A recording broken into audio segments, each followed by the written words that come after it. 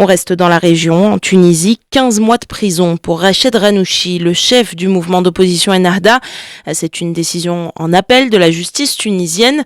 L'ancien président du Parlement dissous avait écopé d'1 an de prison en première instance. C'est donc une peine qui est alourdie. En avril dernier, il avait été arrêté à la suite de déclarations où il disait que la Tunisie était menacée d'une guerre civile en cas d'élimination des formations comme Ennahda. Il est également accusé de corruption et de blanchiment d'argent. Et pour Pierre Vermeuren, historien français spécialiste du monde arabe, cette condamnation, elle n'est pas vraiment surprenante. Écoutez.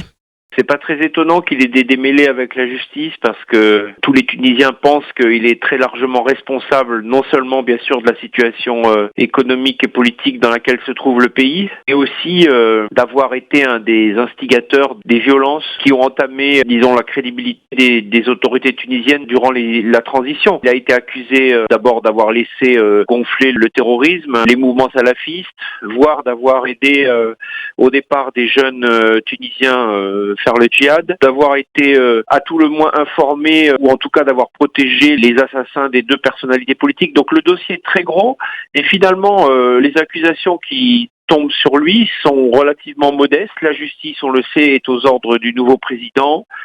Ce n'est pas très transparent et par rapport au dossier, ça reste assez mineur finalement.